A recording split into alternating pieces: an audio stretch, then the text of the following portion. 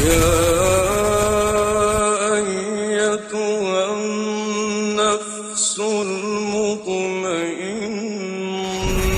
ارجعي إلى ربك راضية مرضية فادخلي في عبادي وادخلي جنتي. بسم الله الرحمن الرحيم، والصلاة والسلام على أشرف المرسلين سيدنا محمد وعلى آله وصحبه أجمعين.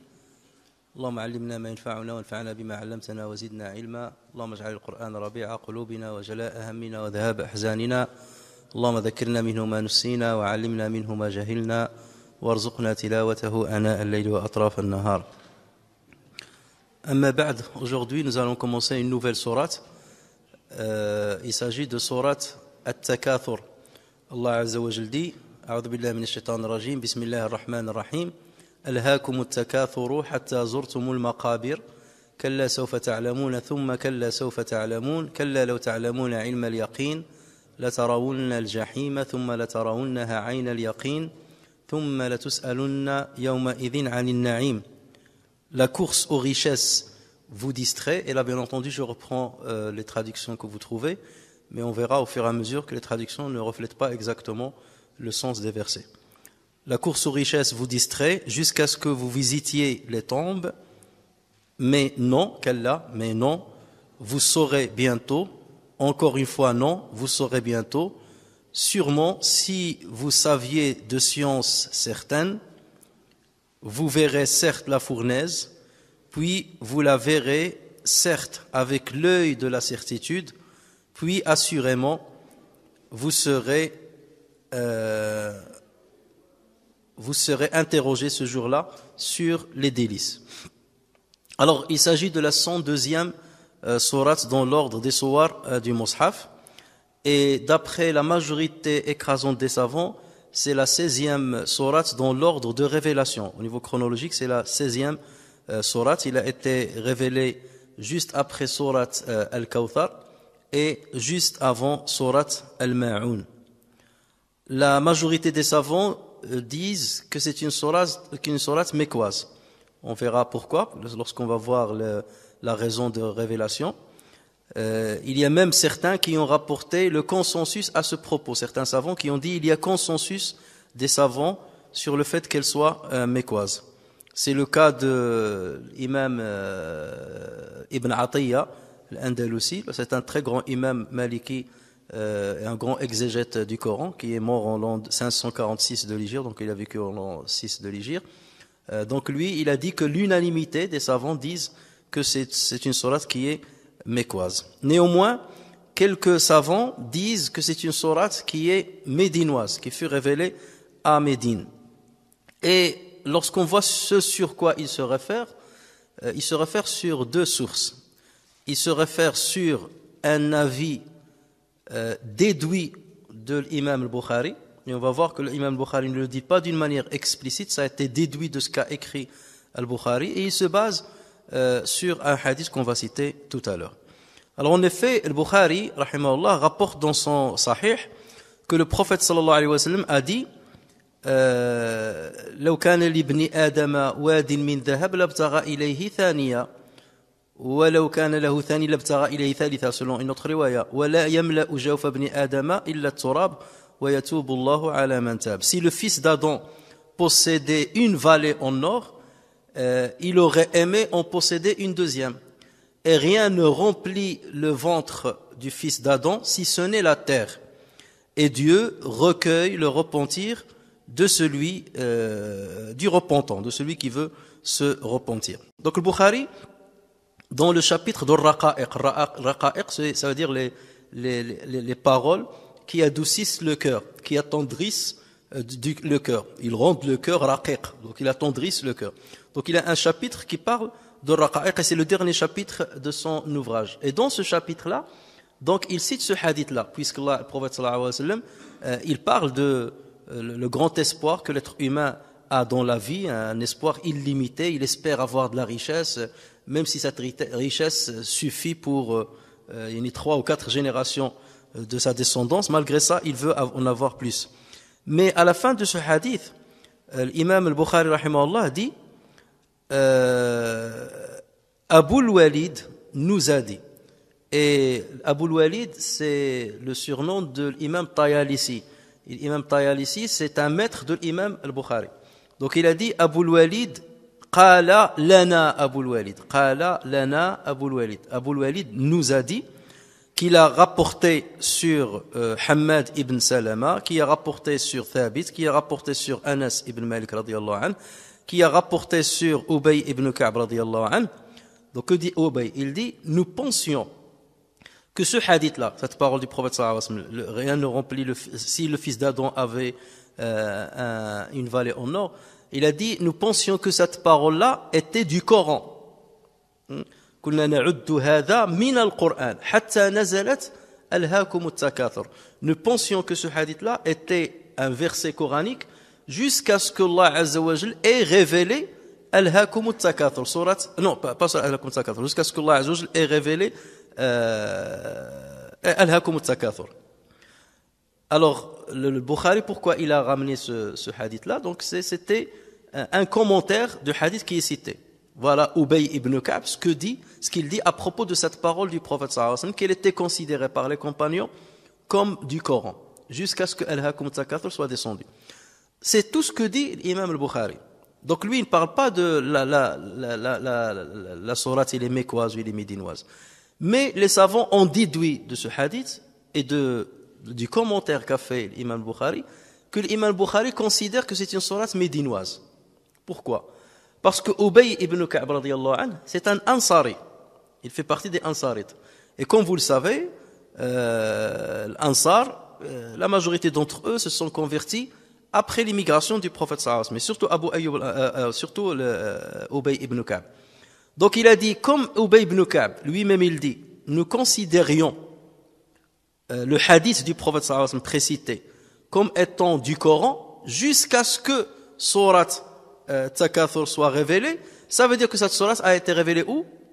À Médine, puisque lui il est médinois, d'accord? Donc c'est comme ça qu'on a déduit que l'imam Bukhari aurait dit ou pense que c'est une sourate qui est médinoise. Donc tous ceux qui sont allés dans le sens que c'est une sourate médinoise se sont basés entre autres sur ce principe-là. Mais on peut apporter une critique à cette déduction.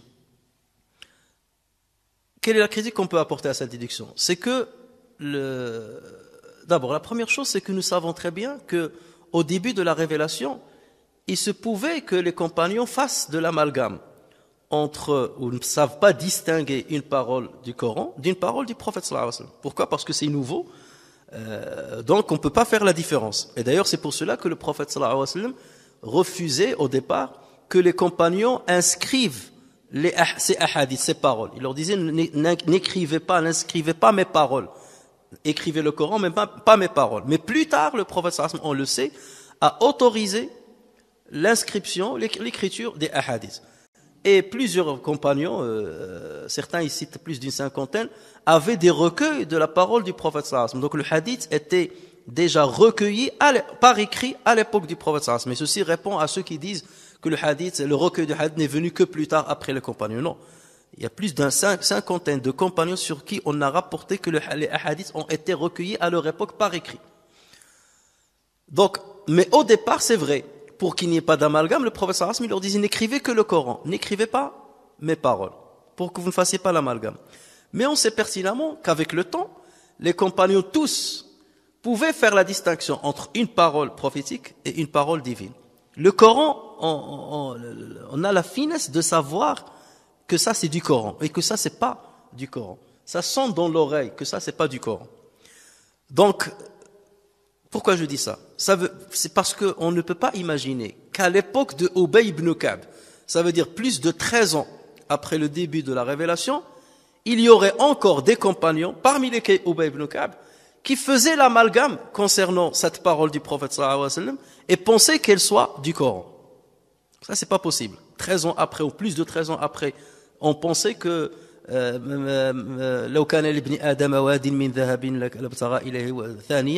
pas possible qu'on aurait pensé jusqu'à cette époque-là, que ce hadith-là soit du Coran. Ça, c'est la première chose. La deuxième chose, c'est que Ubay ibn Ka'b, lorsqu'il dit « nous considérions cette parole-là comme du Coran », il parle en tant que quoi? Est-ce qu'il parle en tant qu'un Ansari ou il parle en tant qu'un membre des compagnons du prophète sallallahu alayhi wa sallam? Il parle en tant qu'un membre des compagnons du prophète sallallahu alayhi wa sallam. Donc, lui, on imagine, les compagnons, lorsqu'ils commencent à parler à d'autres, surtout aux successeurs et tout, comment ils vont parler? Il dit, nous les compagnons. Mais ça ne veut pas forcément dire qu'il parle de ce qu'il considérait lui. Dès que le nous, ça englobe lui, mais ça englobe aussi les muhajirines. Et ça englobe les premiers musulmans qui étaient encore à la Mecque. Donc, il est fort probable que Ubay ibn Ka'b, lorsqu'il disait nous considérions, ça veut dire les compagnons, les premiers compagnons, considéraient que cette parole du prophète sallallahu alayhi wa sallam était du Coran, jusqu'à ce que Al-Hakum al-Takathur soit descendu. Mais lui, puisqu'il parlait des compagnons, donc le nous, il s'est intégré dedans, mais ça ne veut pas dire que nous, à notre époque, ça ne veut pas dire qu'il en faisait partie. Et ça, on le trouve assez souvent dans la parole des compagnons, lorsqu'ils disaient nous faisions, nous pensions, à notre époque. Ça ne veut pas dire que l'époque de l'individu qu'il parle. Ça veut dire nous, les compagnons, à l'époque des compagnons, même si lui, il n'en faisait pas encore partie. Regardez Aïcha radiyallahu anha, lorsqu'il parle, d'ailleurs le premier hadith de Al-Bukhari, il parle de Bidayat al-Wahi, comment la révélation, comment la première fois que le prophète sallallahu alayhi wa sallam a commencé à avoir la révélation. Qui raconte ce hadith-là? La manière avec laquelle le prophète recevait la révélation. C'était Aïcha radiyallahu anha. Or, Aïcha radiyallahu anha, elle n'était même pas née lorsque le prophète sallallahu alayhi wa sallam a reçu pour la première fois le Coran. Donc elle, lorsqu'elle parle, le prophète sallallahu alayhi wa sallam, au départ, il recevait le Coran sous cette forme, elle raconte ce qu'elle a entendu du prophète sallallahu alayhi wa sallam lui-même, ou ce qu'il a entendu des compagnons qui ont vécu avec le prophète sallallahu alayhi wa sallam à cette époque. Mais lorsqu'elle parlait, elle parlait comme si elle était là, Et donc là, alors qu'il raconte quelque chose qui passait alors qu'elle n'était pas née. D'accord?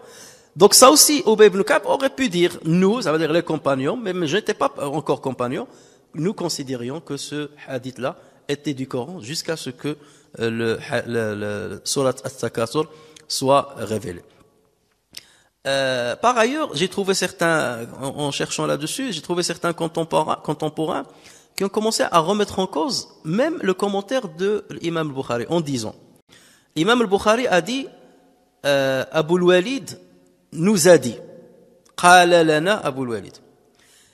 Et quand est-ce qu'il l'a dit? Il l'a dit comme commentaire à la suite de la citation du hadith authentique que j'ai cité, le fils d'Adam, ainsi de suite. Donc, ces contemporains, ils disent, il faut distinguer entre le fait que le Bukhari dise qala lana et le fait de dire haddathana ou sami'na. Sami'na, nous avons entendu au pluriel, ou j'ai entendu, sami'tu. Ou bien haddathani, il m'a dit, haddathani, c'est-à-dire il m'a raconté, ou haddathana, il nous a raconté. Mais le Bukhari, parfois, il ne dit pas haddathana, il dit qala lana, au lieu de haddathana, qala lana. Et donc, ces commentateurs, ils disent, peut-être que le Bukhari, lorsqu'il dit qala lana, c'est ce qu'on appelle sirat tad'if. Ça veut dire qu'il n'est pas très sûr de l'authenticité de la chaîne de transmission, ou il a un doute sur l'énoncé, et c'est pour cela qu'il ne considère pas ce hadith comme authentique. Mais pour autant, il l'utilise dans le commentaire d'un autre hadith. Et donc, il considère que lorsque le Bukhari dit qala lana, ça fait partie de l'mu'allaqat. Alors, j'ouvre une grande parenthèse là, parce que notre but c'est d'apprendre, même si on sort d'un peu de sujet. Le mu'allaqat, lorsqu'on parle de l'mu'allaqat de Bukhari, dans le livre de Bukhari, il y a les hadiths. Donc, il cite le hadith, un tel hadith, un tel. Et parfois, il fait des commentaires à ces hadiths. Et lorsqu'il fait les commentaires, parfois, il ne cite pas la chaîne de transmission complète. D'accord? Soit il enlève le premier narrateur, ou le deuxième, ou les deux à la fois, et il cite quelques-uns, soit il dit le prophète a dit. Donc là, les savants, ils disent, lorsque le Bukhari ne cite pas toute la chaîne de transmission, surtout le début, lorsqu'il saute de la chaîne de transmission, le premier et le deuxième narrateur, ça, c'est ce qu'on appelle mu'allaq. Et le hadith là, on le considère comme non authentique selon le Bukhari. Parce que le Bukhari, et pas que le Bukhari, la condition sine qua non pour qu'un hadith soit authentique, c'est que la chaîne de transmission doit être continue depuis celui qui va recueillir le hadith jusqu'au prophète sallallahu alayhi wa sallam ou jusqu'au compagnon, au cas où c'est le compagnon qui parle, jusqu'au tabi'i, au cas où c'est le tabi'i qui parle. Dans ce cas, on parle de hadith mursal. Vous avez compris? Mais ici, lorsque le Bukhari a sauté, lorsqu'il fait sauter le premier du qui il a entendu le hadith, donc le hadith là n'est pas une chaîne continue. Donc on dit ce hadith là, il est rawahu al-Bukhari mu'allaqan. Le Bukhari l'a cité, l'a rapporté mu'allaqan. Ça ne veut pas dire qu'il est authentique. Il n'a pas l'authenticité des hadiths qu'il a cités. Donc là, c'est accessoirement, il a cité ce hadith-là dans un commentaire. Mais son but n'était pas de nous faire part d'un hadith authentique. C'est il commente un autre hadith. Donc certains contemporains considèrent que lorsque le Bukhari a dit « Qala lana Abu al-Walid », c'est qu'il a dit, c'est que ça, c'est rat-tad'if. C'est que le Bukhari, il a un doute sur la chaîne de transmission sur le hadith, et c'est pour ça qu'il n'a pas élevé ce hadith jusqu'à l'authentique. Mais ceci n'est pas forcément vrai. Parce que la majorité, de ce que j'ai vu, la majorité écrasante des savants disent que lorsque le Bukhari dit « Qala lana », un tel nous a dit, c'est exactement comme « Haddathana », un tel nous a raconté. Ou « Sami'na », nous avons entendu. Donc la chaîne de transmission, elle est continue, elle est liée. Donc le hadith là, dans ce cas-là, il est authentique. Il est authentique. D'accord ? Et ça, c'est la majorité écrasante. Donc c'est que certains contemporains qui commencent à parler de ça. Et certains anciens ont parlé aussi dans ce sens-là, notamment l'imam Ibn Hazm, lorsqu'il a voulu remettre en cause notamment un hadith qui a été rapporté sur le Bukhari concernant le ma'azif, concernant l'utilisation des instruments de musique. Il a voulu un petit peu montrer que selon le recueillant du hadith, il était faible. Mais ce n'est pas du tout une manière sur laquelle on peut se baser. Ce qu'on peut dire, pour récapituler, c'est que le Bukhari n'a pas explicitement dit que cette sourate est médinoise. D'autant plus que lorsqu'on va dans le chapitre de Tafsir, il a un chapitre sur l'exégèse. Il prend chaque sourate et il fait l'exégèse de certains versets importants. Donc, lorsqu'il arrive à Surat Takathur, il n'a pas cité ce hadith. Si le Bukhari pensait que Surat At-Takathur était médinoise, il aurait ramené ce hadith-là. D'accord ? Il l'aurait ramené. Même sans donner son remarque. Le simple fait qu'il le mette ici, c'est qu'il est en train de nous dire, elle est mécoise. Elle est médinoise. Mais le fait qu'il a parlé de ce sujet-là, un autre chapitre qui parle de l'attendrissement des cœurs, c'est que son but n'était pas de nous faire part de lieu, ou de l'époque plutôt, de la révélation de cette sourate. D'accord ? Et comme j'ai dit, on peut donner cette interprétation, c'est que Ubay ibn Ka'b radiyallahu anhu, il parlait des premiers compagnons qui étaient au début, à l'aube de la révélation coranique, et c'est eux qui faisaient justement l'amalgame jusqu'à ce que Surat Takathur soit descendu. D'autant plus, comme on le verra, le prophète sallallahu alayhi wa sallam insistait sur des exhortations qui ont un rapport avec l'amassement de l'argent, la course derrière les richesses et ainsi de suite.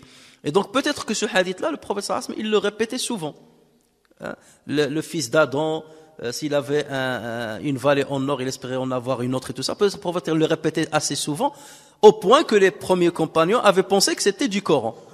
Et lorsque Surat Takathur est descendu, donc là ils ont vu la différence entre la parole prophétique et la parole divine concernant At-Takathur. Oui, et il y a une grande différence entre لو كان لابن آدم واد من ذهب لابتغى إليه ثانية, ça se voit que ça sonne pas du Coran. Alors que ألهاكم التكاثر حتى زرتم المقابر, ça sonne le caractère divin du Coran. Alors maintenant, le deuxième argument sur lequel se basent ceux qui disent qu'il est médinoise, et en même temps ça nous pousse à parler de la cause ou bien de la raison de la révélation ou la cause de révélation.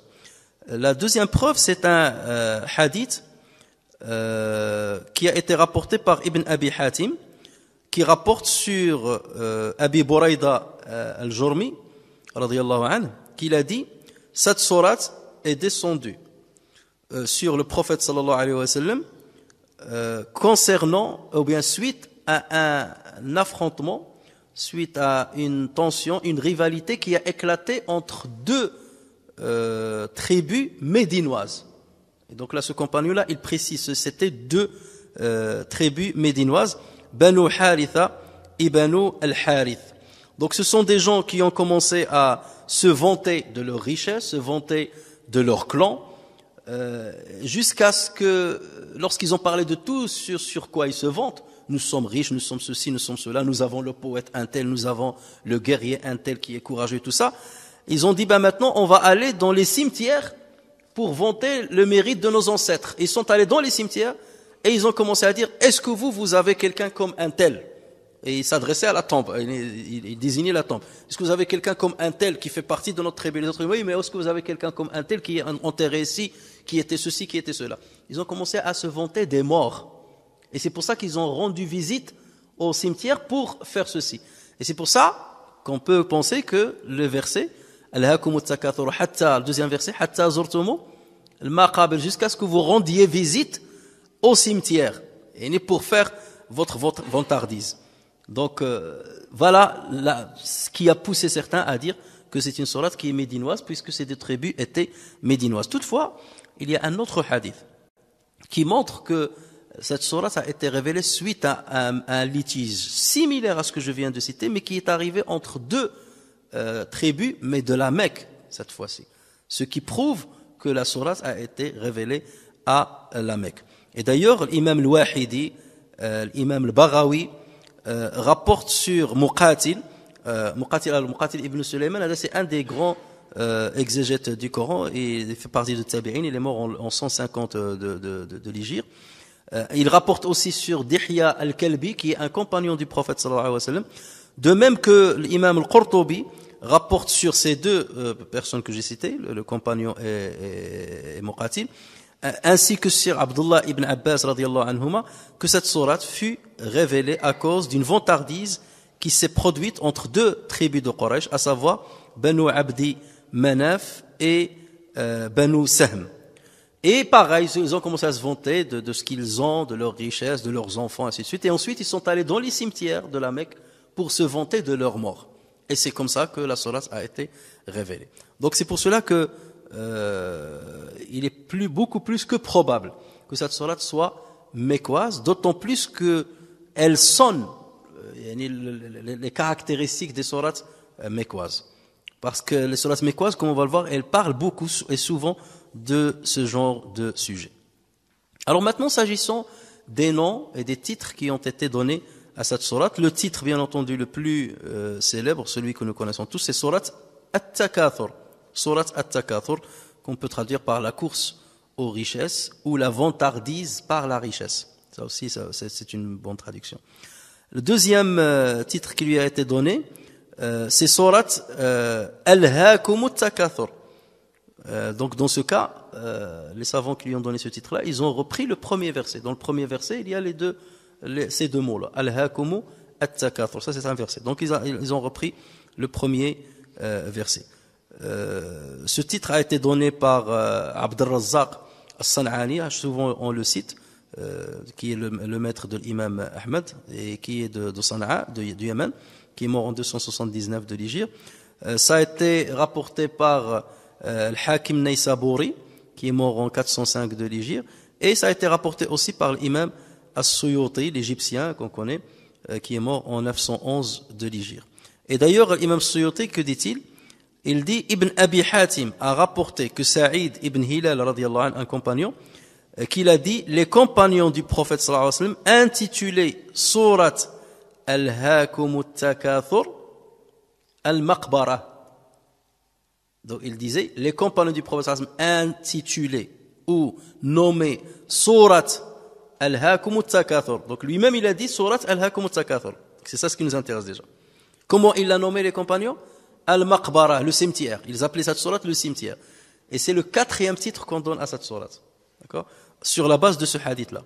Puisque le compagnon l'appelait Al-Maqbara, le cimetière. C'est la sourate du cimetière, le Maqbara. Le 3e, donc c'est le 4e, donc il nous reste le 3e. J'ai pas fait dans l'ordre. Le 3e titre qui a été, parce que je suis l'ordre de la célébrité des titres connus. Donc le plus connu c'est Surat Takathur, le 2e c'est Al-Hakum Takathur, le 3e c'est Surat Al-Hakum, en reprenant seulement le premier verbe, le premier mot de cette sourate. Et parmi ceux qui ont donné ce titre-là, Abdullah ibn al-Mubarak rahimahullah, l'imam al-Bukhari, lui aussi l'appelle Surat Al-Hakum, ainsi que l'imam ibn Jarir At-Tabari, le grand exégète que nous connaissons, et qui est mort en 310 de l'Hégire. Et bien entendu, le 4e titre, qui est moins célèbre, c'est Surat Al-Maqbara. Donc, sur la base du hadith que j'ai cité. Alors, s'agissant du nombre de versets de cette sourate, il y a 8 versets, et sur ce point-là, il n'y a pas de divergence, il y a le consensus des savants sur le fait qu'elle soit composée de 8 versets. Alors, d'une manière générale, de quoi parle cette sourate? Allah Azza wa Jal, il fait une réprimande et un blâme sur les gens qui sont préoccupés par la course aux richesses. Par la course aux richesses, laquelle course qui les distrait de ce qui est nécessaire, les distrait de ce qui est principal, de ce qui est primordial dans la vie. Ils courent derrière les richesses et ils oublient leur rôle dans la vie, ils oublient les priorités derrière lesquelles ils doivent normalement courir, jusqu'à un moment où ils peuvent plus reculer en arrière. Et quand est-ce qu'on ne peut plus reculer en arrière? C'est lorsqu'on est dans les cimetières, c'est lorsqu'on est enterré. Ça, c'est une signification. On va voir qu'on peut avoir plusieurs interprétations. Mais ça, c'est une interprétation. Et une fois on est dans les cimetières, ça veut dire qu'on est enterré, on est inhumé. Donc là, on ne peut plus reculer en arrière. Et là, on se rend à l'évidence que ce derrière quoi on courait pendant toute notre vie ne nous sert à rien. Que tout ce que nous avions thésaurisé, tout ce que nous avions rassemblé, ne peut pas nous suivre dans la tombe. On l'a laissé à l'extérieur, derrière nous, et on est rentré nu, vide de tout bien matériel dans un trou sombre et rétréci.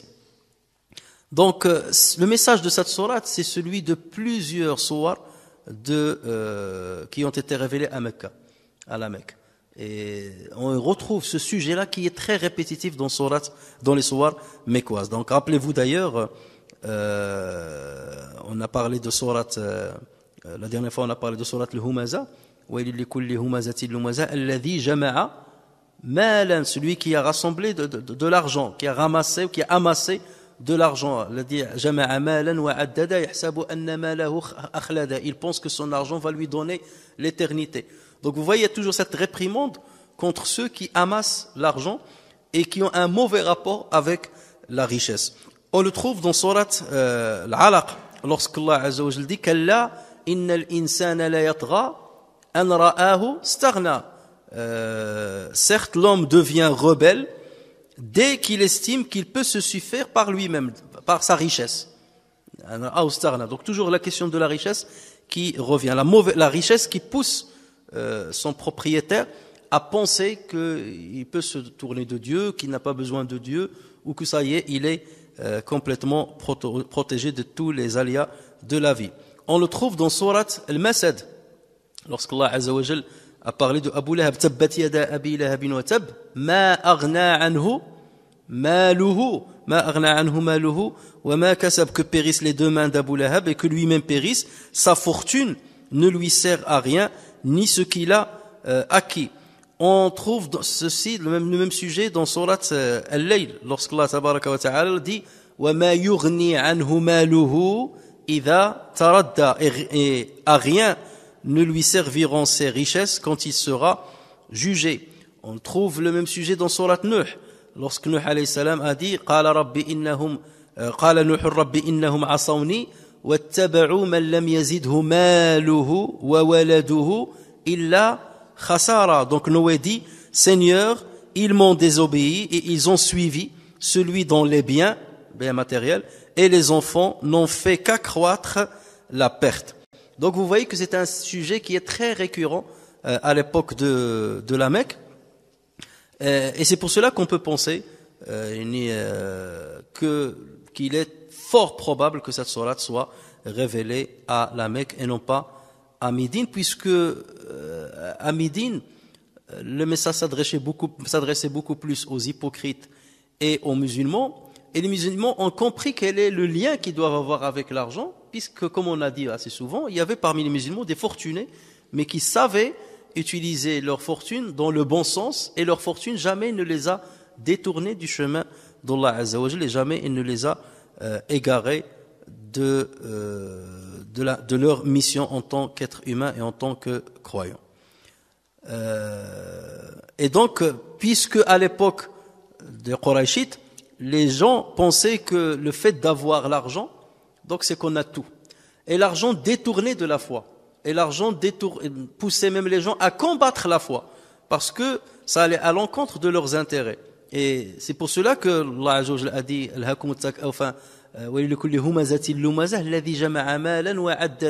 C'est la richesse de ce genre de personnes qui les ont poussés à se moquer des musulmans et à faire obstacle à la diffusion et à la propagation de la religion musulmane. Donc, le Coran est venu justement pour rétablir certaines vérités à ce niveau-là et pour montrer que le sens de la vie ne se résume pas à la thésaurisation de l'argent, à avoir les richesses, à se vanter d'avoir beaucoup d'enfants, d'avoir beaucoup de biens, d'appartenir au meilleur clan, le clan le plus riche, le clan le plus courageux, le clan le plus fort. Donc Allah Azza wa Jal voulait déjà rétablir les repères qui permettent aux gens de voir les priorités de leur vie.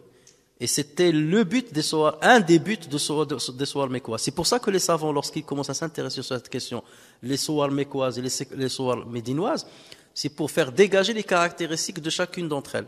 Et parmi ces caractéristiques des soirs mécoises, il y a ce que nous sommes en train de dire.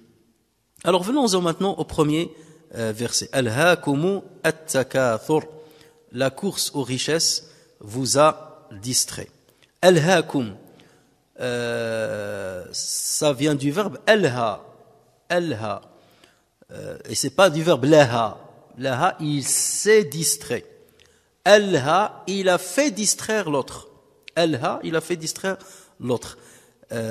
Donc l'ilha, c'est le fait, consiste à conduire quelqu'un à la distraction. Ilha, alhahu, ça veut dire il l'a conduit vers la distraction, vers l'lahu. La distraction, c'est ce qu'on appelle al-lahu. Et c'est quoi al-lahu? La distraction, c'est le fait de réaliser et de répondre à l'appel de l'hawa. Al-lahu, c'est le fait de répondre et de réaliser l'appel de l'hawa. Et l'hawa, c'est quoi? C'est la passion. Ta passion, tes instincts, tu réponds à leur appel. L'instinct ou la passion, c'est ce qu'on appelle al-hawa. Et l'lahu, c'est le fait de répondre à l'instinct. Par exemple, l'enfant, par exemple, il aime jouer. D'accord? Il aime toujours jouer. Donc ça, on l'appelle lahu. C'est une distraction. Mais lorsqu'il s'agit des enfants, on parle plus de la'ib. C'est plus éloquent que lahu. Pourquoi? Parce que lahu, ça veut toujours dire distraire quelqu'un de quelque chose. Lahu, c'est distraire quelqu'un de quelque chose. L'enfant, la'ib, c'est l'enfant, c'est nécessaire. Jouer pour un enfant, c'est quelque chose qui est nécessaire. Et il ne va pas le distraire, sauf s'il est exagéré, il ne le distrait pas de l'important. Parce que le jeu est un objectif aussi chez l'enfant. Il faut qu'il joue. D'accord? Et c'est pour ça que dans plusieurs versets, Allah Azza wa Jalla dit Innamal hayatud dunya la'ibun wa lahu. La vie d'ici-bas est un jeu et une distraction. C'est un jeu lorsqu'on est enfant. D'accord? Et lorsqu'on grandit, ça devient une distraction par rapport à l'essentiel. Mais il y a des passages où Allah Azza wa Jalla commence par lahwun wa la'ibun. Il commence par lahu et ensuite la'ib. Et ça, on verra quelle est la sagesse derrière ça lorsqu'on abordera un verset qui va dans ce sens-là. Alors, en étymologie arabe, on dit Al-hani fulanun an kada. Al-hani fulanun an kada. Un tel m'a distrait de telle chose. Un tel m'a distrait de telle chose veut dire qu'il m'a fait oublier une chose importante. Il m'a fait oublier une chose importante. Par exemple, lorsqu'on parle de ce jeu de sahu, d'accord? C'est la prosternation, là on l'a traduit par la distraction, saha. Parce que j'ai pensé à quelque chose, et cette pensée-là m'a distrait de l'essentiel, qui est celui de se concentrer sur ce que je suis en train de faire comme geste et comme parole dans la prière. On rapporte que sur Sayyidina Zubair, on disait kana idha sami'a sawta ar-ra'di laha an hadithih. Lorsque Imam Sayyidina Zubair entendait le son du tonnerre, il se détournait de ce qu'il disait. Pendant qu'il parle, dès qu'il entend le son du tonnerre, tellement il est pris par la peur, il oublie ce qu'il a dit. Donc voilà, c'est détourner une personne de quelque chose. Cette chose peut être essentielle ou pas d'ailleurs. Al-hakumu at-takathur. At-takathur. Alors, regardez ce mot-là, at-takathur, il prend la rime de at-tafa'ul. la rime de at-tafa'ul.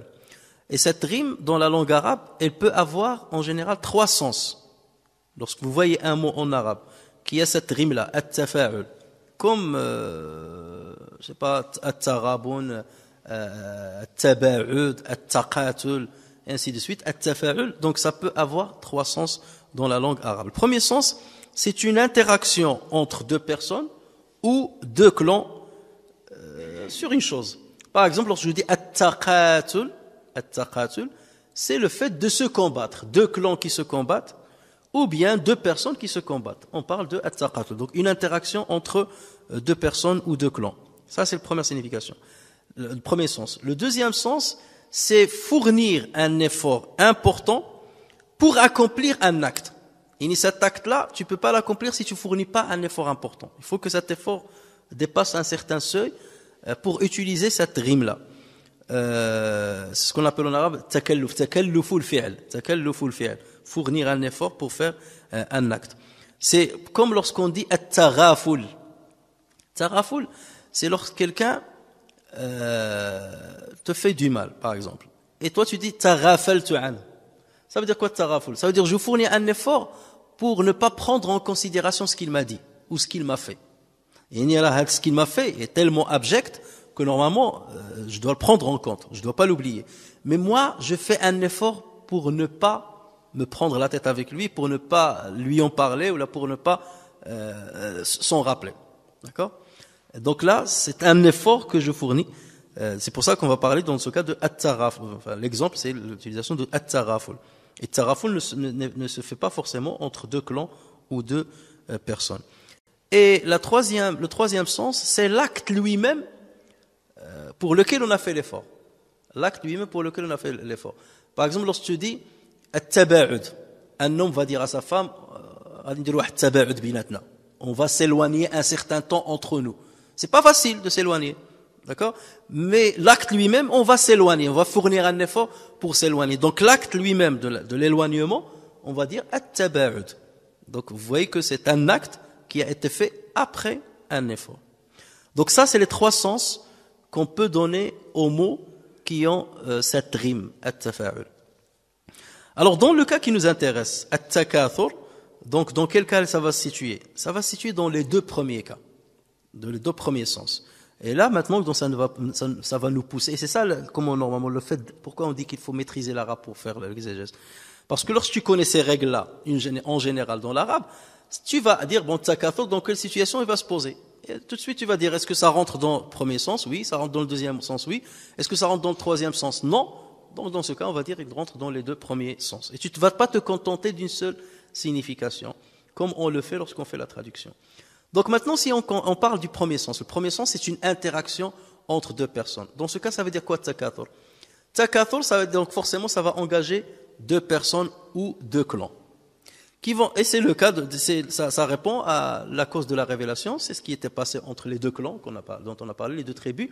Donc vous avez 2 tribus, 2 clans qui ont commencé chacun à vanter les richesses qu'il a, les différentes richesses qu'il a, que ce soit des richesses matérielles, humaines, morales ou autres. Donc il y a une interaction entre les 2. Nous sommes ceci, cela, cela, cela. J'ai ceci, cela, cela, cela. Et l'autre qui va dire, mais moi j'ai plus que toi, j'ai ça, j'ai ça, j'ai ça. Donc voici une interaction entre les 2. Donc ça c'est un premier sens, c'est le premier sens qu'on peut donner à ce verset. Ce sens-là est correct puisqu'on le retrouve dans le Coran à plusieurs reprises. Lorsqu'Allah Azza wa Jalla dit i'lamu annama al-hayatu ad-dunya la'ibun wa lahwun wa zinatun wa tafakhurun. Donc là aussi ce mot-là rime avec at-tafa'ul, at-tafakhur wa tafakhur. Le fakhr c'est l'orgueil.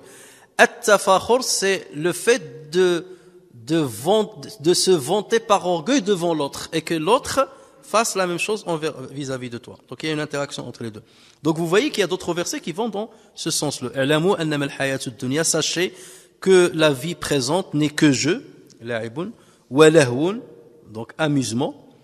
Donc là c'est ça, lahu, amusement ou bien détournement de ce qui est essentiel. C'est la bonne traduction. Wa zinatun, vaine parure, wa tafakhurun bainakum, donc une rivalité dans l'acquisition des richesses et des enfants. وَتَكَاثُرٌ فِي الْأَمْوَالِ وَالْأَوْلَادِ. Donc on voit tafakhur, takathur fil amwali wal awlad. Donc ce verset-là va dans le sens de la première interprétation qu'on a donnée à ce mot-là. Ça va aussi dans le sens d'un autre verset que Allah Azza wa Jal cite dans sourate Al-Kahf, lorsqu'Allah Azza wa Jal va nous parler de ces deux personnes, lorsqu'un va se vanter devant l'autre par sa richesse.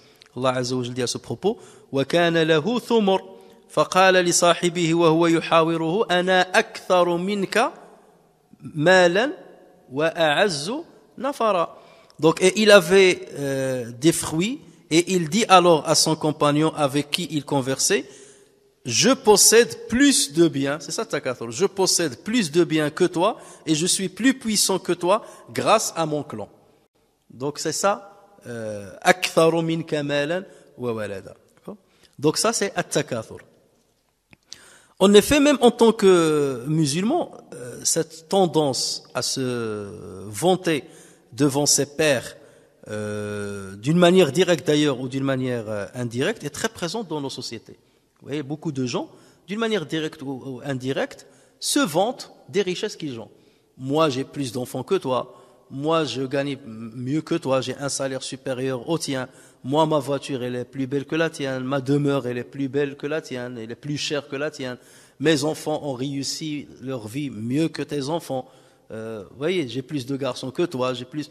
Et vous trouvez ça, et c'est quelque chose qui est répandu malheureusement, c'est quelque chose qui ne doit pas exister au vu de ce que nous lisons dans le Coran, au vu de cette sourate qui nous intéresse. Les musulmans doivent délaisser un croyant doit délaisser ceci, le fait de se vanter devant les autres, j'ai ceci, j'ai cela, j'ai cela. Un musulman qui se respecte ne se vante pas de ce genre de choses. Et nous, dans nos sociétés, ces choses-là sont devenues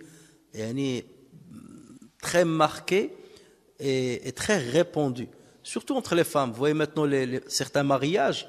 Les femmes, elles vont au mariage. C'est pas pour partager la joie avec la mariée. C'est seulement pour montrer les derniers habits qu'elle a achetés. Voilà. Moi, j'ai acheté tcheta un tel. Toi, tu n'as pas acheté tcheta un tel. Moi, j'ai acheté la parure un tel, les bijoux un tel. Toi, tu n'as pas les bijoux comme moi. T'as vu comment il est habillé? T'as vu la nourriture, comment ils l'ont faite? Ils ont mis 3 poulets au lieu de mettre 4. Chez nous, nous avons mis 4 poulets. T'as vu, ces poulets sont mal cuits. Et il n'y a que ça autour. Toute la discussion tourne autour de ça. Et ça, c'est quelque chose qui est indigne, normalement, d'un musulman. Et ça devient parfois une obsession, au point que certaines personnes, c'est-à-dire, courent derrière ça. Je dois amasser, je dois avoir, je dois posséder, seulement pour enquiquiner l'autre. Et seulement pour lui montrer que je suis moins que lui. Donc on est dans une certaine concurrence matérielle devant l'autre, au point qu'on oublie l'essentiel. On oublie l'investissement que nous devons avoir par rapport à l'islam. On oublie les priorités de notre vie. Il y a la priorité d'y aller l'au-delà. On va revenir à la tombe. On va être jugé devant Allah Azza wa Jal. L'éducation des enfants et ainsi de suite. On oublie parfois l'essentiel parce qu'on a été obnubilé par ce genre de questions et par la vantardise devant les autres. Parfois, la rivalité dans la vantardise s'opère sur des choses aussi invraisemblables qu'insignifiantes. Et d'ailleurs, c'est ce qui est arrivé même, c'est ce qui est cité dans un sens, dans ce verset-là, dans cette sourate-là, au point de se vanter par les morts. Normalement, lorsqu'on va dans le cimetière, c'est pour adoucir le cœur, c'est pour attendrir le cœur. Le prophète lui-même, il a dit, je vous avais interdit de visiter les cimetières. Mais maintenant, je vous l'autorise. Pourquoi? Parce qu'ils attendrissent, parce que la visite du cimetière attendrit le cœur. Et regardez ces tribus-là. Ils sont allés au cimetière, au lieu d'avoir que leur cœur s'attendrisse, au moins au contraire, leur cœur était dur et ils s'endurcissaient encore plus en allant se vanter de leur mort. Regarde mon mort un tel, comment il était. Regarde mon mort, comment il était, et ainsi de suite. Et nous, ça nous arrive même aujourd'hui, lorsqu'on construit les temples d'une certaine manière, le marbre, les certaines inscriptions dorées. Il y a des gens qui payent énormément d'argent, rien que pour la pierre tombale, pour le marbre par lequel il va construire. Alors que normalement, une fois on est à cette étape-là, on ne pense plus à ces questions-là, puisque ce qui compte, c'est les œuvres qu'on a ramenées avec soi une fois qu'on est dans ce trou-là. Et donc, c'est comme ça qu'on peut comprendre le deuxième verset. Dans le sens que je viens de citer, on peut comprendre le deuxième verset. Allah Azza wa Jalla est en train de parler de ces gens-là et de les blâmer, qui ont commencé à se vanter par leur richesse, au point de commencer à se vanter par des choses qui ont disparu, à savoir leurs morts qui sont enterrés dans les cimetières, jusqu'à aller visiter les cimetières pour en parler. Donc c'est comme ça qu'on peut comprendre aussi le deuxième verset. Maintenant, si on prend le deuxième sens du premier verset, le deuxième sens, c'est fournir, on a dit, c'est fournir l'effort, fournir l'effort pour parvenir à quelque chose à laquelle on ne parvient pas facilement. Donc dans ce cas, at-takathur, ça devient quoi? C'est fournir l'effort pour avoir le kathra, pour avoir le plus de quoi? Le Coran ne le dit pas. Ne le dit pas. Donc il faut aller chercher le plus de quoi? C'est les versets que j'ai cités tout à l'heure. Le plus d'enfants, le plus d'argent, le plus de notoriété, le plus de force, et ainsi de suite. Et fournir l'effort pour ça, ça veut dire thésauriser. J'ai par exemple économisé un bien qui va me servir pour tant de temps. Je dis non, ça ne me suffit pas. Il faut que je gagne encore plus. Et lorsque j'ai une épargne par exemple qui va me suffire pour toute ma vie, je vais dire non, mais je veux épargner encore plus pour mes enfants.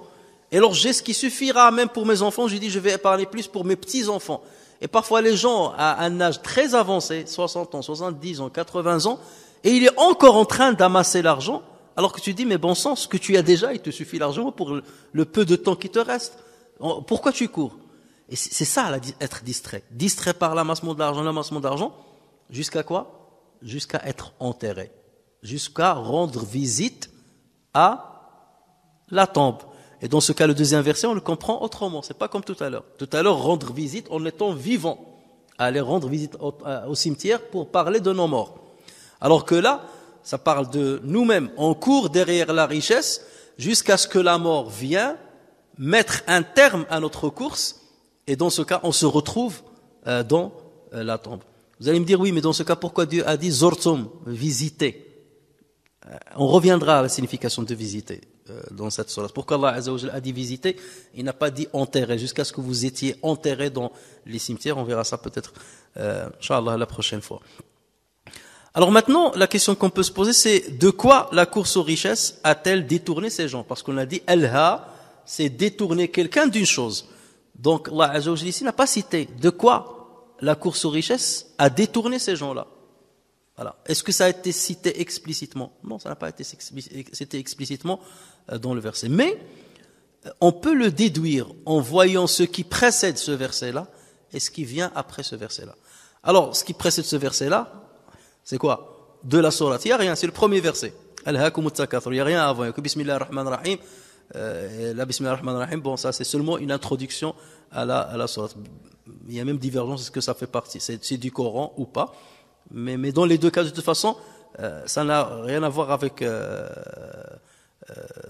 la signification de Al-Hakum Takathur. Donc dans ce cas, il faut revenir à quoi? Il faut revenir à la sourate qui est juste avant. Et c'est quoi ces sourates? Al-Qari'ah. Al-Qari'ah, le fracas. Al-Qari'atu mal-Qari'ah. Wa ma adraka mal-Qari'ah. Donc là, il parle de fracas. Ça, on parlera lorsqu'on arrivera à cette sourate. Il parle du fracas, c'est-à-dire la fin des temps. Comment, wa ma adraka mal, qui te dit ce qu'est le Qari'ah?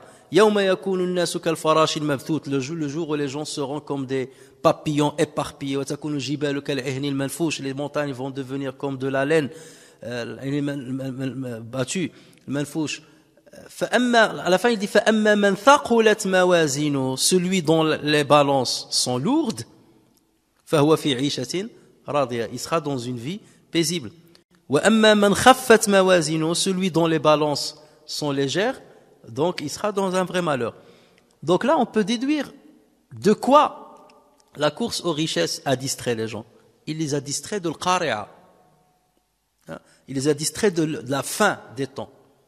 D'accord? Il les a distraits de la fin des temps. Quelqu'un qui pense à la fin des temps, que la fin des temps va sonner et qu'on va basculer vers l'au-delà et qu'on va être jugé selon le poids de nos balances. Est-ce que ta balance sera lourde avec le hasanat ou est-ce qu'elle sera légère avec le hasanat? C'est ça l'essentiel. Donc lorsqu'Allah juste après il dit Alhaakumut takathur, donc ça sous-entend quoi? Il vous a distrait, takathur vous a distrait de ce que j'ai cité dans Surat Al-Qari'a. Il vous a distrait de Al-Qari'a, de la réalité de Al-Qari'a, d'accord, et de la peur qu'elle engendrera, et il vous a distrait du remplissage de vos balances. D'accord? Donc vous voyez là qu'il y a un lien entre la sourate qui précède et la sourate de At-Takathur. Ça, c'est la première explication. La deuxième explication, c'est qu'en allant voir la sourate qui vient après sourate Takathur, il peut y avoir un lien. C'est quoi la sourate qui vient après? Sourate Al-Asr, que nous avions déjà vu. Et on a dit que sourate Al-Asr, elle parle des œuvres salvatrices. Elle parle de 4 œuvres salvatrices. إِلَّا الَّذِينَ آمَنُوا عَمِلُوا الصَّالِحَاتِ تَوَاصَوْا بِالْحَقِّ تَوَاصَوْا بِالصَّبْرِ. Donc c'est comme si cette sourate-là, si on pose la question, si quelqu'un pose la question, mais de quoi la course aux richesses les a distraits? Dieu leur dit, regardez la réponse de l'Asr. Tout le monde est en perdition, sauf ceux qui ont fait ces 4 choses. Ça veut dire qu'ils ont été distraits d'engager ces actions-là. D'accord? D'être croyants, d'œuvrer dans le bon sens, de s'enjoindre mutuellement la vérité et de s'enjoindre mutuellement la patience. Et donc, vous voyez donc dans ce cas qu'il y a un lien entre la sourate Al-Qari'a, sourate At-Takathur et sourate Al-Asr. Et vous voyez, depuis qu'on a commencé ces cours-là, on voit toujours le lien qu'il y a entre sourate et celle qui la précède et celle qui lui fait suite, ce qui vous montre, encore une fois, que l'enchaînement et l'ordre des sourates tel que Dieu a voulu l'établir. Parce que c'est pas le prophète sallallahu qui l'a établi de lui-même, c'est l'ange Jibril qui venait informer le prophète sallallahu sur l'ordre à mettre, dans lequel il faut aller mettre les sourates. Et c'était pas un ordre chronologique. Dès qu'il y a une logique dans cet ordre-là, et c'est pour ça que certains disent, le Coran, c'est comme une chaîne avec plusieurs mailles. Et toutes les sourates, c'est comme si c'était une seule sourate, qui a une logique. Et toute cette sourate-là, c'est comme si c'était un verset. Et tout ce verset-là, c'est comme si c'était un seul mot. Il y a un lien solide entre les versets qui se suivent et entre les sourates qui se suivent. Et il y a une logique respectée dans cette succession. Comme on peut, la troisième signification, c'est que la course aux richesses détourne les gens du cimetière, de la réalité de la mort, puisque le cimetière, c'est la symbolique de la mort. Donc, Alhaakumut Takathur, vous avez été détourné par la course aux richesses jusqu'à ce que vous avez vu, c'est pour ça, jusqu'à ce que vous ayez vu la tombe. Dans ce cas, vous vous êtes rendu compte que c'était ça l'essentiel, mais maintenant c'est trop tard. Alors le premier verset nous montre que le fait de se vanter des richesses est réprimé par l'islam, mais lorsqu'on se vante de certaines choses qui sont louables, le problème ne se pose pas. Lorsqu'on se vante du bienfait qu'Allah Azza wa Jal nous a donné, mais on se vante pas dans le sens de s'enorgueillir, ou bien de montrer ta supériorité aux autres, lorsque tu te vantes dans le sens de décliner et de faire part du bienfait qu'Allah Azza wa Jal t'a donné et de désigner le bienfaiteur pour conseiller ce que tu as devant toi. Parfois, tu as besoin de conseiller certaines personnes qui ne veulent pas voir certaines exhortations, donc tu donnes l'exemple de ton propre exemple. Bah, regarde, moi, j'étais ceci, et Allah Azza wa Jal m'a facilité ça, et ça, et ça, et ça, et ça, louange à lui. Donc c'est pour encourager la personne à suivre ton chemin. Si c'est dans ce sens-là, ça ne pose pas de problème. Et d'ailleurs, c'est le sens du verset dans lequel Allah dit wa amma bi ni'mati rabbika fahaddith. Quant au bienfait de ton Seigneur, proclame-le. Et on verra ça lorsqu'on arrivera à ce verset-là. Donc, le fait de proclamer les bienfaits d'Allah Azza wa Jal, c'est pas une manière de s'en vanter dans le sens péjoratif du terme. Par ailleurs, le vocable al-hakum peut être compris dans le sens d'une réprimande ou d'un blâme. On dit un blâme ou une blâme? Un blâme. Ou un blâme interrogatif. Interrogatif, c'est lorsque tu viens par exemple chez quelqu'un, tu veux le blâmer et tu lui poses la question. D'accord? Par exemple, ton enfant, tu lui as dit de ne pas manger une pomme. Et tu as vu qu'il a mangé la pomme. Tu peux, de deux manières dire, tu viens, tu lui dis, tu as mangé la pomme. Tu as mangé la pomme. Et tu peux venir lui dire, tu as mangé la pomme. Donc là, c'est dans le sens de la réprimande. Lorsqu'on posera la question à la fille qui a été enterrée, la fille qui a été enterrée vivante, quel est le péché que tu as commis pour qu'on te tue? Ça, c'est une question. Mais par cette question-là, on est en train de réprimander qui? Celui qui l'a tué. Donc là, c'est un style qui s'utilise dans le Coran. Le fait de, c'est une forme interrogative, c'est une réprimande sous une forme interrogative. Dans ce cas, al-hakum ne devient pas une information. C'est pas une information que de Dieu. C'est une interrogation que fait Dieu. Ça veut dire, si on veut bien la lire, ça va devenir quoi? Al-hakum takathur. On rajoute un hamza. Le hamza de questionnement, de l'interrogation. Al-hakum takathur hatta zartum al-maqabir. Vos richesses vous ont-elles détourné jusqu'à ce que vous rendiez visite au cimetière? Et cette question-là, si on l'imagine comme ça, elle va être posée à qui? À ces gens-là quand? Le jour du jugement. D'accord? Allah Azza wa Jalla est en train de leur dire maintenant, vos richesses vous ont détourné de ça? Ben vous verrez après. Et surtout que ce style-là, le fait d'avoir deux hamzat ou une seule, on le trouve dans les lectures coraniques. Par exemple, lorsque Allah Azza wa Jalla dit قالوا أإذا كنا عظاما ورفاتا أإنا لمبعوثون أإنا lorsque nous allons devenir lorsque nous serons ossements et poussière, serons-nous ressuscités? أإذا كنا ترابا أإنا لمبعوثون, serons-nous ressuscités? Dans certaines lectures, أإذا كنا ترابا وعظاما Inna la mab'uthun. C'est pas, on enlève le hamza, le premier hamza. Inna la mab'uthun. Mais le sens c'est a inna la mab'uthun. D'accord? Lorsque nous serons ossements et poussière, nous serons ressuscités. C'est pas ça. Nous serons ressuscités. Non. Allons-nous être ressuscités? Mais dans la lecture, on lit inna la mab'uthun et on enlève le premier hamza. Donc si on va avec cette logique-là, c'est que al-hakumu, son origine, c'est al-hakumu, une réprimande et un blâme interrogatif. Mais les deux hamzat se sont fusionnés, c'est devenu al-hakumu takathur. Donc vous voyez les différents sens qu'on peut donner à un seul mot. Et encore une fois, regardez la richesse de la parole d'Allah Azza wa Jalla. Alors, maintenant pour terminer, quels sont les bienfaits, réellement, normalement, logiquement, quels sont les bienfaits qui doivent rendre l'homme heureux? C'est pas forcément ce qu'on est en train de voir, mais d'une manière générale, les bienfaits qui rendent l'homme heureux. En fait, il y a trois catégories. Il y a trois catégories de bienfaits qui rendent une personne heureuse. La première catégorie, c'est ce qui concerne la personne dans son entité morale. Ça, c'est la première catégorie. La deuxième catégorie, ce sont les bienfaits qui concernent la personne au niveau de son physique.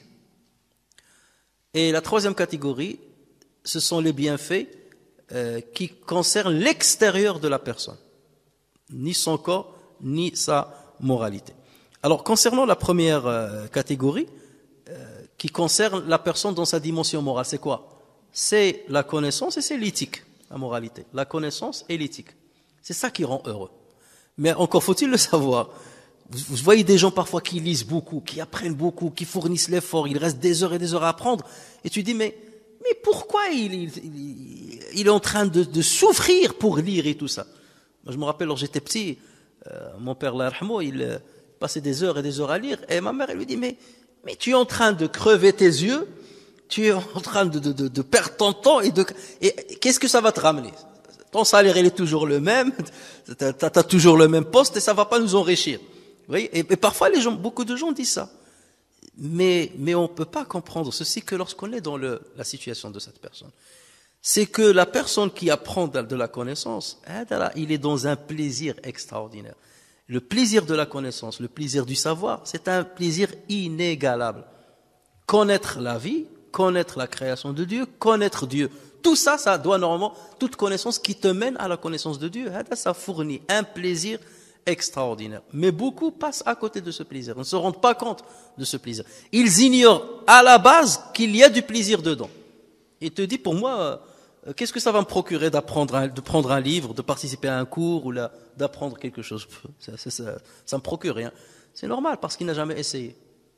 Et il n'a pas le courage d'essayer, et peut-être il n'a pas la persévérance pour essayer. Et s'il avait essayé, qu'il a persévéré, là, il goûtera. C'est exactement la même chose qu'on dit lorsqu'on voit quelqu'un se réveiller à 6 heures du matin, il pleut, il neige, il est en train de courir avec la bave qui descend.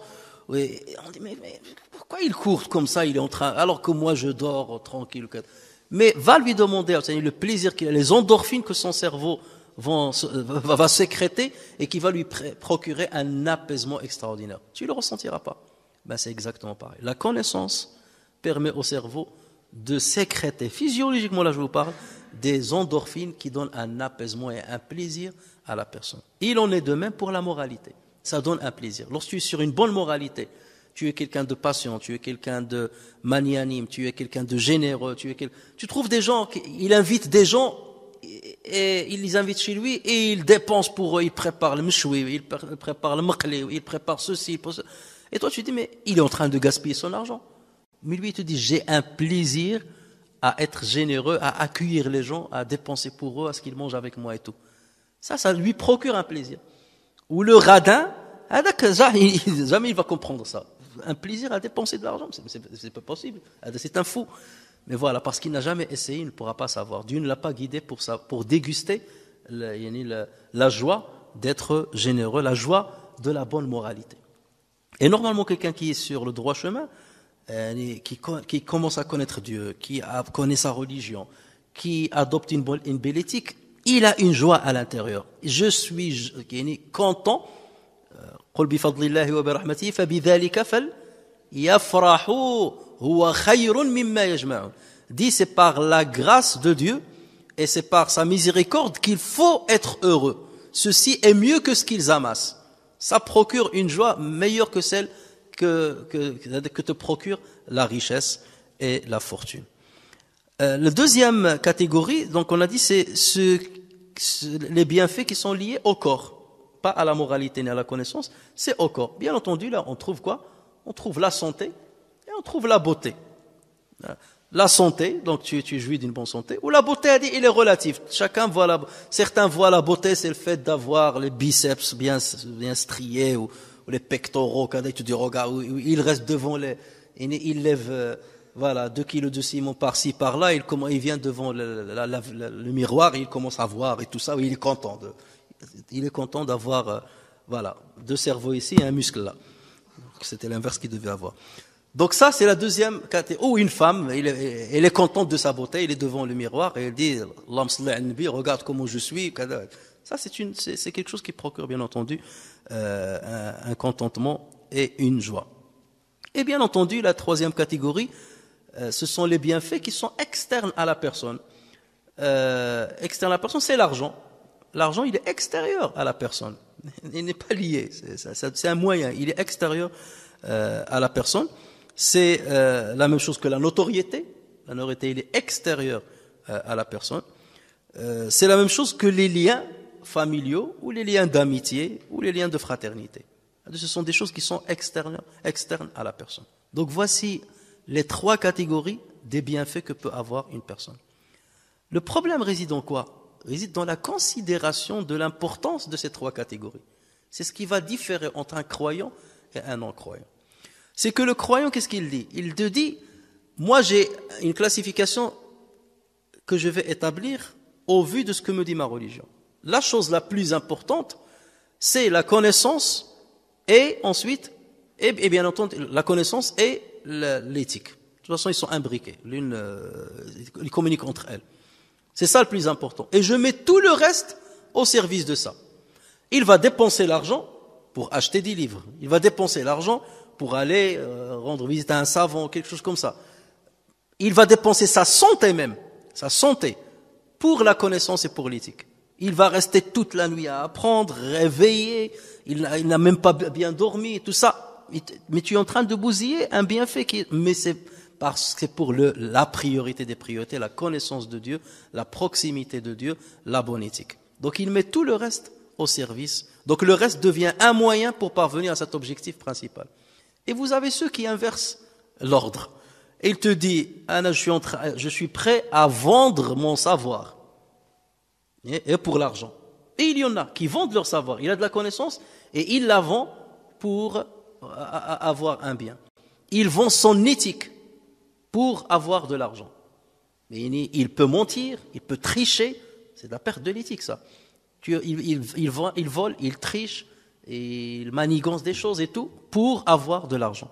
Donc lui, il a placé l'argent comme l'objectif principal. Et tout le reste comme moyen pour parvenir à cet objectif.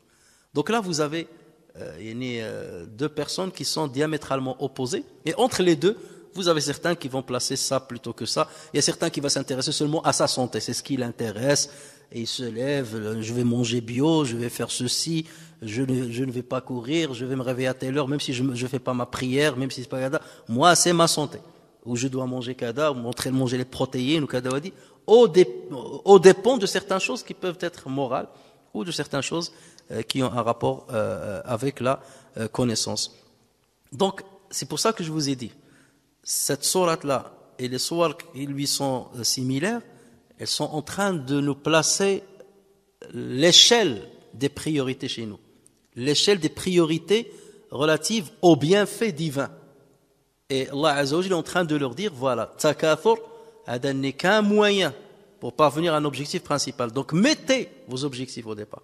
Ouma, non, c'est l'inverse qu'il faisait. Il considérait tout un moyen de dire, bon, j'ai ceci, j'ai cela. Et en général, celui que tu vois dans cette posture-là, qui est en train de se vanter de ce qu'il a, ainsi de suite, c'est qu'il a un complexe d'infériorité. C'est qu'en lui-même, il se voit dévalorisé. En lui-même, il voit qu'il n'a pas d'importance. Donc il faut qu'aux yeux des autres, il se donne de l'importance. Et cette importance, il va se la donner soit par la richesse. Vous voyez combien je suis riche, vous voyez combien je suis musclé, vous voyez combien ma femme comment elle est, vous voyez ma voiture comment elle est, vous voyez que... Et il essaie quelque part de camoufler la sensation d'infériorité qu'il ressent en lui-même. Alors que quelqu'un qui a confiance en lui, qui a de la connaissance, c'est pour ça malheureusement, vous voyez parfois les savants et ainsi de suite, même je ne parle pas forcément des musulmans, ils s'occupent pas d'eux-mêmes, les cheveux en pétard, ou une barbe comme ça, ou là c'est un artiste. D'ailleurs, j'ai jamais compris pourquoi les artistes ils ont toujours des grandes barbes, des cheveux n'importe comment, et tout dit c'est un artiste. Je suis occupé par d'autres choses. Non, l'islam, alhamdoulilah, il nous met de l'ordre partout. Tu mets l'ordre, tout ça, mais il faut jamais oublier ça. Lorsque le prophète a vu quelqu'un qui avait les cheveux non coiffés, il lui a dit, t'as pas un peu d'huile pour un peu peigner tes cheveux et tout ça? Celui-là n'a pas d'argent pour... Dieu aime qu'il voit son bienfait sur les personnes, au niveau de leur habillement et tout ça. Mais l'habillement ne doit pas être un moyen de vantardise devant les autres. Je m'habille mieux que toi, non. Tu le fais pour toi, tu le fais pour montrer le bienfait qu'Allah Azza wa Jal t'a donné. Et d'ailleurs, lorsqu'Allah Azza wa Jal parle de ce qu'il nous a apprêté dans le paradis, l'habillement, le bon goût, la dégustation et tout ça, c'est pour les gens qui ont cette finesse sur terre. Mais vous avez des gens qui n'ont pas cette finesse-là. Tu lui parles de l'harir et tout ça. Tu me parles de l'harir. Tu lui dis dans le paradis, il y a l'harir. Tu dis, ça m'intéresse pas, là je m'habille toujours avec le khish. Ici. Là, tu peux pas l'attirer avec ça. Tu lui parles des fruits, et ainsi de suite. Tu dis, je mange pas de fruits ici, déjà sur terre. Donc, plus tu es raffiné sur terre, plus le paradis va t'attirer. Plus le paradis va t'attirer. Et moins tu es raffiné sur terre, moins tu vas être attiré par certains versets qui parlent de certaines attractions du paradis. Vous voyez? Et c'est pour cela que l'islam veut que les musulmans soient raffinés, parce que d'autres messages vont les concerner s'ils ont ce raffinement dans leur manière de percevoir les priorités de leur vie et de leur vie tout court. Donc on va s'arrêter là aujourd'hui, Inch'Allah, et la semaine prochaine on va essayer de terminer le restant de cette sourate. سبحانك اللهم وبحمدك نشهد أن لا إله إلا أنت نستغفرك ونتوب إليك عملنا سوءا وظلمنا أنفسنا فاغفر لنا فإنه لا يغفر الذنوب إلا أنت سبحان ربك رب العزة عما يصفون وسلام على المرسلين والحمد لله رب العالمين.